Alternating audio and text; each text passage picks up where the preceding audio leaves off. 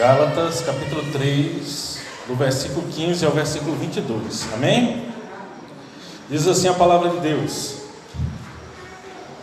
Irmãos, falo como homem, ainda que uma aliança seja meramente humana, uma vez ratificada, ninguém a revoga ou lhe acrescenta alguma coisa. Ora, as promessas foram feitas a Abraão e ao seu descendente. Não diz aos descendentes, como se falando de muitos, porém como de um só, ao teu descendente, que é Cristo. E digo isso, uma aliança já anteriormente confirmada por Deus, a lei que veio 430 anos depois, não a pode abrogar, de forma que venha a desfazer a promessa.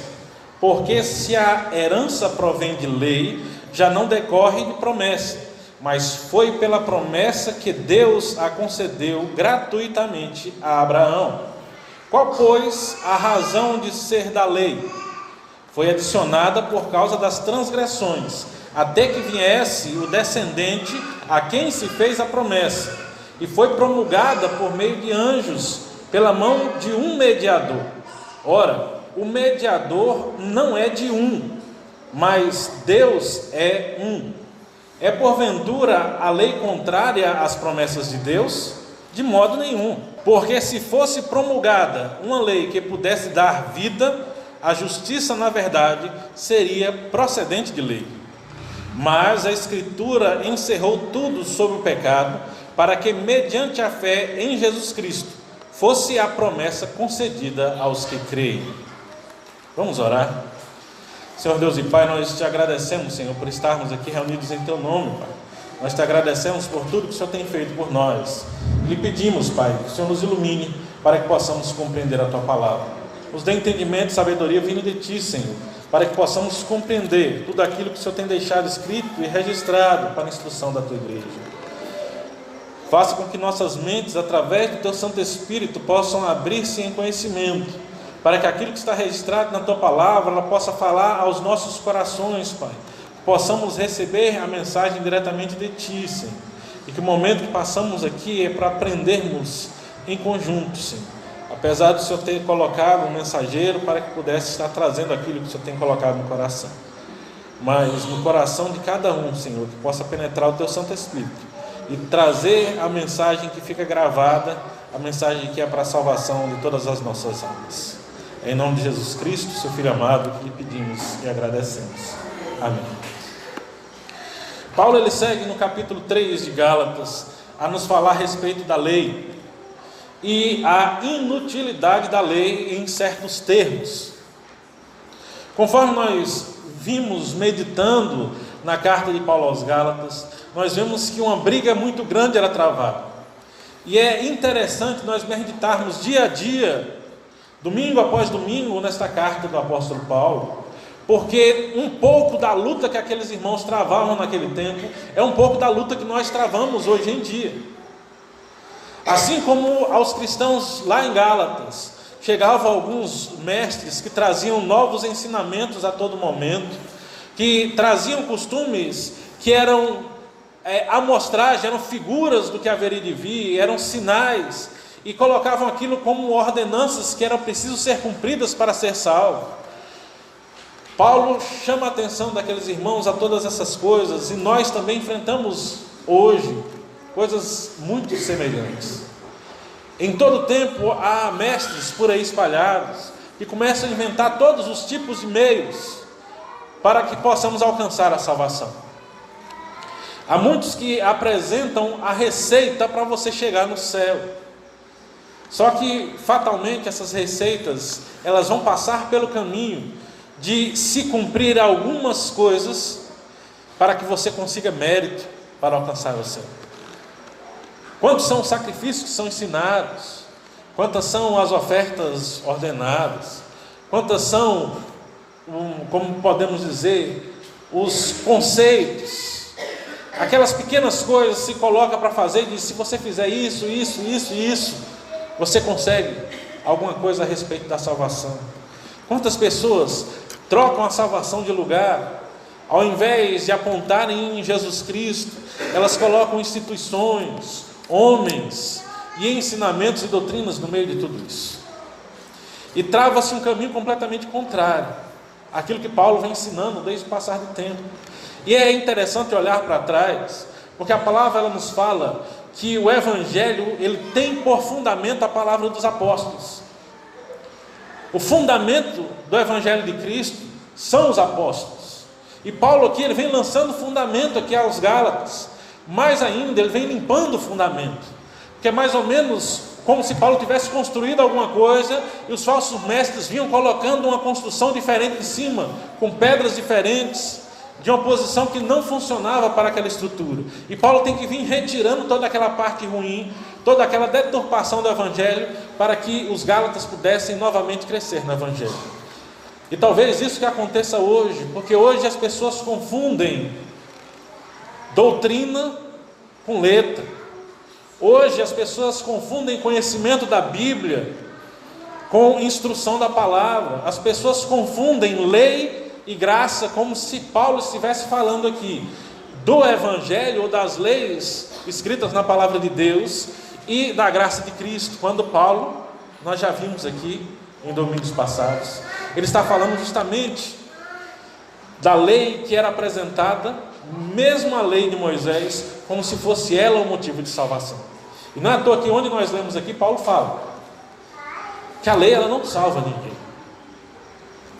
Ninguém pode ser salvo pela lei. E Paulo ele vai escrever isso lá aos Romanos, dizendo que Moisés trouxe a lei, mas a graça veio por meio de Jesus Cristo. Se encontra lá no capítulo 1, o versículo número 17. Então o que é que Paulo está falando? Ele começa o texto que nós lemos falando: eu digo como homem. Porque Paulo ele vem trazer um argumento aqui lógico, de pensamento. Ele diz: o Evangelho também ele tem uma lógica, ele tem uma linha de raciocínio, ele tem uma linha de pensamento. E ele vai lembrar aqui de Abraão, uma figura já conhecida no capítulo 3. E ele vai fazer uma comparação entre Abraão e a lei de Moisés. A questão aqui é de ordem. Paulo fala da lei, Paulo fala de Abraão. Agora quem vem primeiro? O grande problema quando a gente vai para o Antigo Testamento é não entender a ordem dos acontecimentos. A gente não entender como se desenrola a história. A gente conhece a história de Abraão, a gente conhece a história de Davi, a gente conhece a história de Sansão, nós conhecemos a história, por exemplo, de Jefté. Mas aí quando é para a gente saber quem é que veio primeiro de quem, a nossa cabeça ela se embaralha. E aí nós deixamos de entender a Bíblia. E Paulo ele vem fazer uma recapitulação. Assim como nós queremos recapitular um pouco os passos dos acontecimentos, para que nós entendamos o que é a graça para nós hoje. A primeira coisa que Paulo traz, ele diz, falando como homem, pense com raciocínio simplesmente humano. Se uma aliança ela é ratificada, ninguém pode desfazer dela. E ele está falando de jurisdição aqui. Se o sujeito ele fazia um testamento, na hora que ele morria, aquele testamento era o que valia para o que ele estava dizendo. Não tinha como chegar e mudar o testamento depois do morto ter morrido. E é justamente isso que Paulo traz. Ele fala de uma aliança. Se a aliança é feita e ela já é sancionada, ela já é ratificada, não tem como mudar. E aí ele pergunta: como é que a lei que veio 430 anos depois pode mudar a promessa que veio para Abraão? Para que serve a lei? Essa é talvez a primeira pergunta que nós temos que responder aqui no texto. Para daqui nós chegarmos à salvação em Cristo Jesus.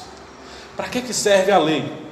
No seu pensamento, na sua mente, o que você pensa a respeito da lei, quando alguém fala assim sobre a lei do Antigo Testamento?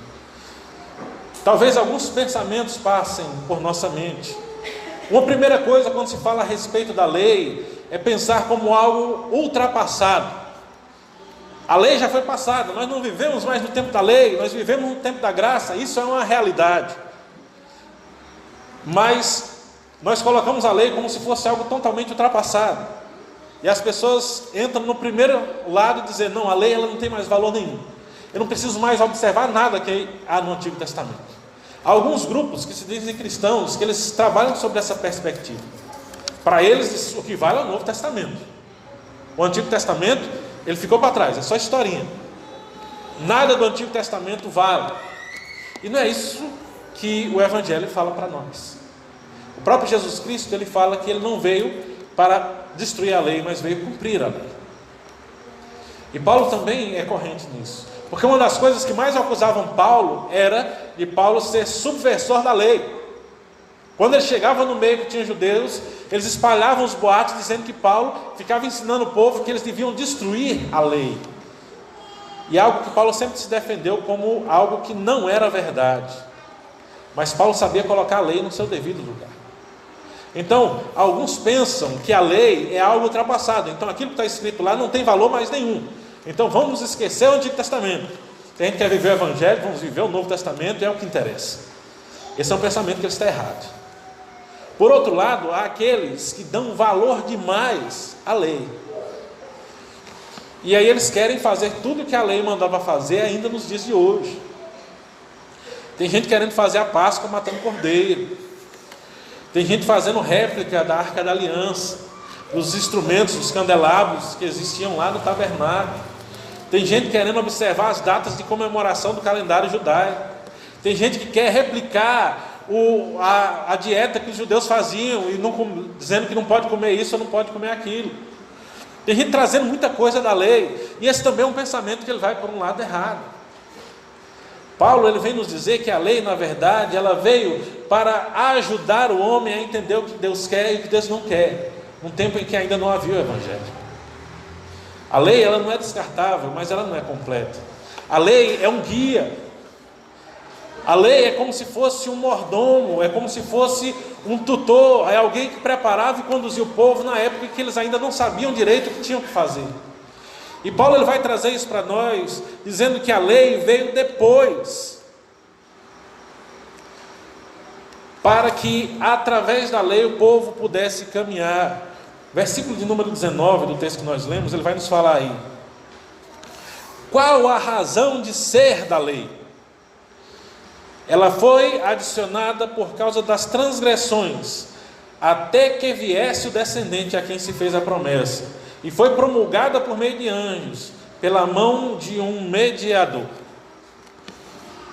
Quem é o mediador que ele fala aqui? É Moisés, aquele que nós falamos lá no começo do capítulo 3. A lei, ela veio para nos mostrar o que é pecado antes que Cristo viesse. A lei, ela servia para poder apontar dizendo: isso é errado, isso Deus não gosta, isso você não deve fazer, isso desagrada ao Senhor. Essa era a função da lei. A lei ela nunca teve a função de salvar ninguém, porque ninguém foi salvo pela lei. Ninguém era salvo por cumprir os mandamentos. Aqueles que foram salvos no Antigo Testamento, eles foram salvos em Cristo Jesus. Apesar de eles não terem visto, mas eles viviam a esperança do Redentor. Essa esperança foi que salvou eles. Ninguém foi salvo pela lei, porque a lei não tem como objetivo salvar ninguém. Mas a lei ela vem depois. E isso também nos ensina quando Paulo traz a sua mensagem. Porque ela vai dizer que o ensinamento, ela vai dizer que a doutrina, ela vai dizer que a palavra, ela vai dizer que o Antigo Testamento e todas as coisas que a história bíblica nos ensina e a palavra de Deus nos ensina, elas vêm depois. Mas depois de quê? Depois da salvação. Paulo mostra que a lei ela vem depois, ela é colocada depois, para que a gente aprenda o que Deus quer e o que Deus não quer de nós. A lei ela não serve para me levar para o céu. Agora, uma vez que eu me encontro com Jesus Cristo, a lei ela serve para eu aprender o que agrada e o que desagrada esse Deus que me salvou por intermédio de seu Filho. Então, quando nós falamos de lei, nós precisamos ter em mente que a lei ela tem que ficar no lugar dela. A lei ela não é algo sem importância. A lei não é algo que tem que ser esquecido, e muito menos é aquilo que comanda a nossa vida nos dias de hoje. Mas a lei é o ensinamento que nos mostra o que agrada e o que não agrada ao Deus que nos salva em Jesus Cristo. E é por isso que nós temos que manter a lei no seu devido lugar. E é o que Paulo vem batendo aqui desde o final do capítulo 2, durante todo esse capítulo 3, nos apresentando como nós podemos colocar a lei no seu devido lugar. Mas para mostrar que a lei vem depois, Paulo nos apresenta o que é que vem antes. O que nós temos antes é a promessa.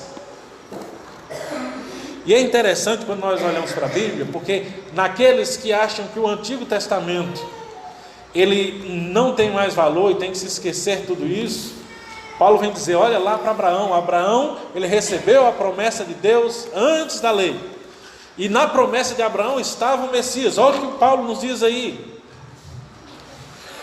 versículo de número 16: ora, as promessas foram feitas a Abraão e ao seu descendente, e não diz aos descendentes como se falando de muitos, porém como de um só, ao teu descendente, que é Cristo. Paulo, ele nos chama e diz: olha para Abraão. Nós vamos encontrá-lo lá em Hebreus, nos heróis da fé. Abraão creu em Deus, isso lhe foi imputado para a justiça.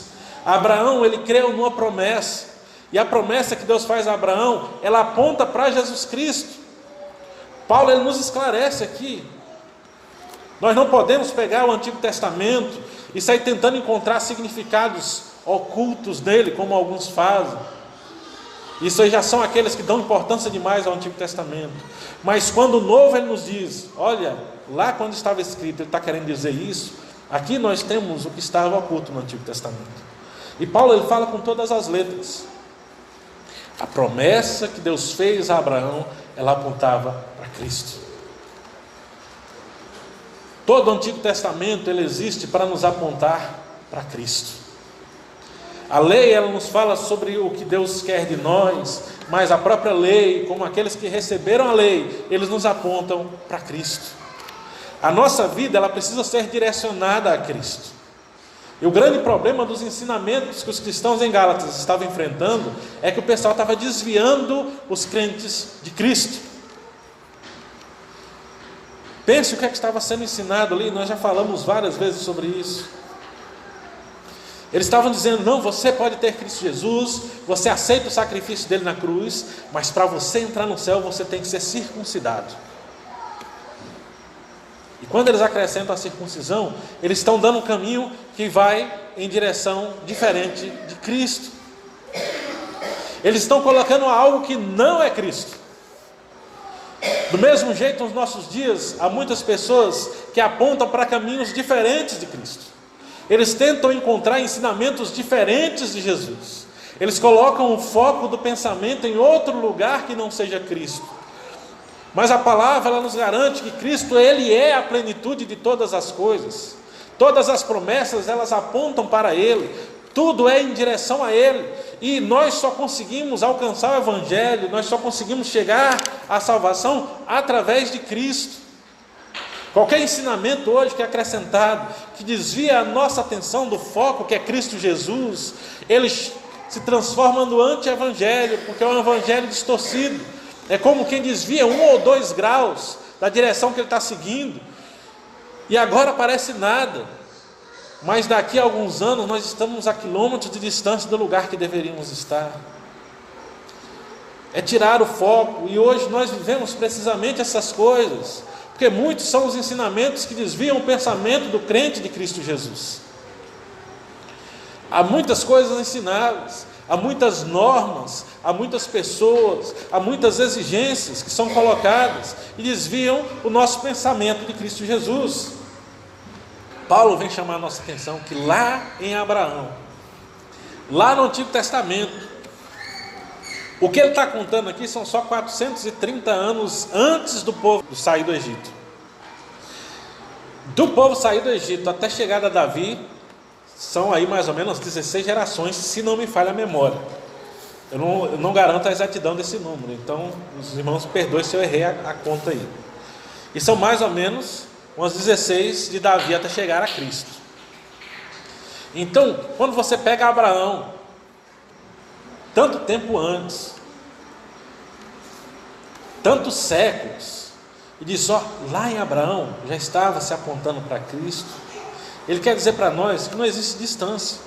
Com certeza a distância que nós estamos hoje de Cristo, ela não é superior à distância das primeiras promessas que Deus apresenta lá no passado. Talvez a gente esteja aí numa condição quase equivalente à de Abraão para Cristo, mas com certeza muito menos do que a promessa lá de Gênesis 3,15, do descendente da mulher que esmagaria a cabeça da serpente.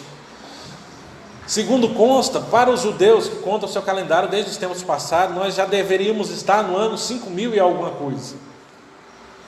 Isso de quando eles contam e contam as suas promessas. Então, quando nós olhamos aqui apresentado, Cristo ele é central em todo o Evangelho, desde os primórdios da história. E às vezes eu sinto assim uma certa graça quando algumas pessoas falam de religião no mundo e falam a respeito de religiões que, segundo eles, têm milhares de anos, né? A religião dos indianos ele tem mais de 3.000 anos, os budistas têm não sei quantos mil anos, e aí falam, o cristianismo só tem 2.000 anos. E eu penso comigo, quando a pessoa fala que o cristianismo tem só 2.000 anos, é porque ele não entende o que é o cristianismo. Porque o cristianismo ele não começa com o nascimento de Jesus. Paulo ele fala aqui para nós que Cristo ele já estava previsto desde Abraão, desde lá do passado. E é Ele que tem que ser o foco, e é Ele que salva, e foi Ele que é o motivo da salvação de Abraão, quando diz Abraão creu em Deus, e isso lhe foi imputado para a justiça. Paulo nos apresenta uma direção, uma aliança que foi feita, uma promessa que foi dada, e ele fala, a lei ela não pode acrescentar, porque a lei não salva. O versículo de número 18 nos diz que se a herança provém da lei, não é de promessa, mas foi pela promessa que Deus concedeu gratuitamente a Abraão. Nós temos uma promessa, e a promessa ela nos aponta para Cristo. E talvez seja a segunda resposta que nós precisamos observar. Nós temos uma lei que veio depois, nós temos uma promessa que nos aponta a Jesus Cristo. E o que é que falta para que possamos ter a salvação desse Senhor em nossos corações? O que é que falta para que nós possamos ser realmente servos de Deus? Para que possamos ser feitos filhos de Deus, conforme a palavra nos diz. Para que sejamos contados entre aqueles que têm a promessa, como João lá no capítulo 3, versículo 16, para que todo aquele que nele crê não pereça, mas tenha a vida eterna. É preciso juntar essas duas coisas e entender o único caminho.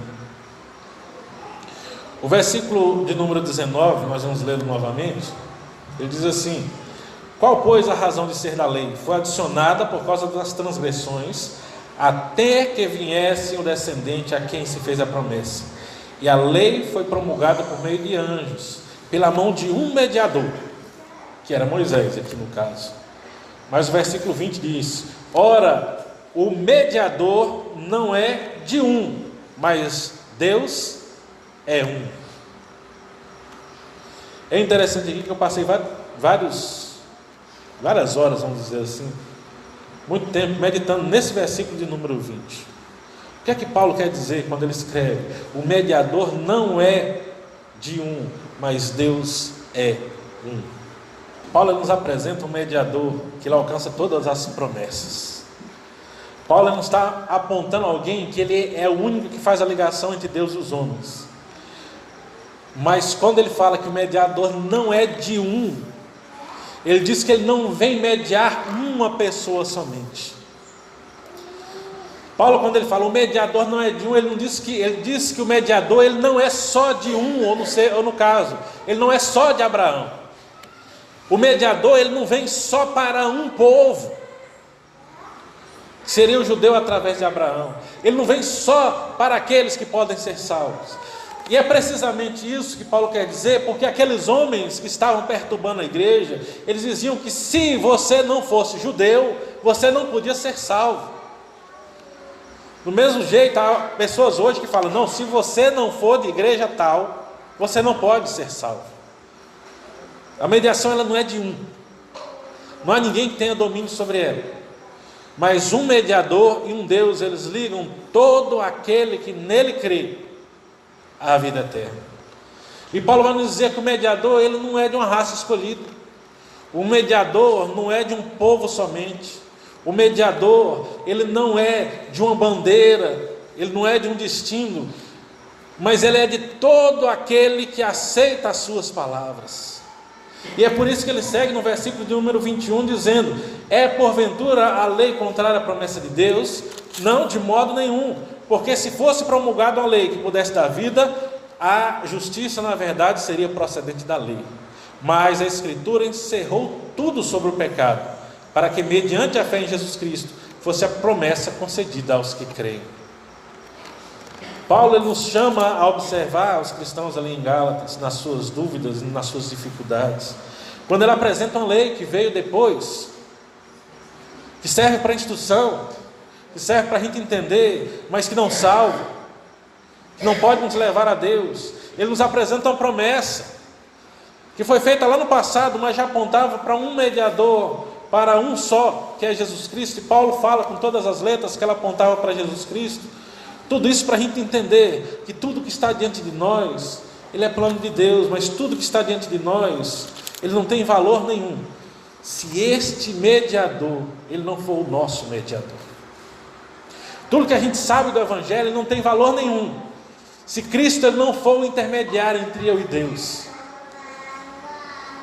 Tudo que a gente tem, ele não tem valor nenhum, se não tiver Cristo no coração. Eu acho interessante que é precisamente isso que Paulo faz, quando ele escreve 1 Coríntios 13, e fala a respeito do amor como dom supremo. Nada tem valor, se o amor de Cristo não estiver no coração. E aí ele vai perguntar, a lei vale alguma coisa? Ele diz, não, a lei não é contra os planos de Deus, mas a lei não pode salvar. O judeu vale alguma coisa? Os judeus fizeram parte do plano de Deus, mas a nação judaica ela não pode salvar. Porque o próprio pai da nação judaica ele foi salvo em Cristo Jesus. Mas Deus pegou todas as coisas e colocou debaixo do pecado. E quando nós olhamos e ouvimos todas as coisas, Ele está falando de nossas vidas. Ele pegou tudo aquilo que a gente acha que sabe a respeito do Evangelho e colocou debaixo do pecado. Ele pegou todas as nossas ações que nós podemos dizer que tem algum merecimento diante de Deus e encerrou debaixo do pecado. Ele pegou todo o resquício de bondade que há no ser humano e colocou também debaixo do pecado. Ele pegou todos os homens que dizem que têm algum merecimento e coloca debaixo do pecado. Tudo está debaixo do pecado. Tudo é entregue ao pecado, porque só existe um caminho, só existe uma porta, só existe uma direção, só existe um Redentor. E Paulo nos traz no versículo 22 que tudo foi encerrado, tudo foi trancado com o pecado, para que unicamente mediante a fé em Jesus Cristo a promessa fosse concedida aos que creem. A parte mais importante de todo o texto aqui, com certeza, são as últimas palavras. Ele fala, eu estou falando tudo isso para você. Eu estou falando que Abraão ele recebeu uma promessa muito antes da lei. Eu estou falando que a lei ela não pode salvar, mas ela nos ensina a respeito de Deus. Eu estou falando que essa lei ela veio depois. Eu estou falando que você tem que entender tudo isso, para que você possa colocar os seus olhos em Cristo e entender que só a fé em Cristo é o que faz a promessa ser concedida a você. Somente a fé em Jesus Cristo é que pode lhe salvar. Somente a fé no sacrifício que Cristo fez na cruz é que pode levar você à presença de Deus. Nada. Então, o convite que nós podemos fazer através das palavras do apóstolo Paulo aqui é: tudo aquilo que você acha que tem diante de Deus, coloque de lado. Tudo aquilo que você acha que pode ser algum merecimento, coloque de lado. Toda a disposição e tudo aquilo que você já fez, achando que viveu uma vida justa, coloque ele de lado. Não é jogar fora, mas coloque ele ali de lado. Porque só esquecendo disso, colocando a nossa fé somente em Cristo Jesus, nós podemos receber a promessa. Porque, eu volto a citar aqui João 1,17, por intermédio de Moisés veio a lei, mas só Jesus Cristo traz a graça. A graça ela vem só através de Jesus Cristo. E para que homem nenhum ele diga que fez alguma coisa, para que tudo seja encerrado debaixo do pecado, e para que se cumpra toda a Escritura de que só Ele é o mediador entre Deus e os homens, Ele nos colocou a uma única porta. E segundo a Escritura, uma porta estreita, mas uma porta que todo aquele que passa por ela, ele tem a vida eterna. Então, se você já pensou que pode chegar ao céu por qualquer caminho que seja, esqueça dele, porque também ele está debaixo do pecado. O único caminho que nos leva ao céu é Jesus Cristo. Somente Ele pode salvar. Somente Cristo é o Redentor de todos os homens. E para isso Paulo nos convida a deixar todas as coisas de lado. A lei é um acessório. O Antigo Testamento é o ensino, mas só em Jesus Cristo a salvação. Nunca se esqueça dessa mensagem. Se você já o aceitou, relembre isso todos os dias no seu coração. Só Ele é o Redentor. Se você ainda não o declarou, faça isso também em seu coração, porque somente Ele é o nosso Redentor.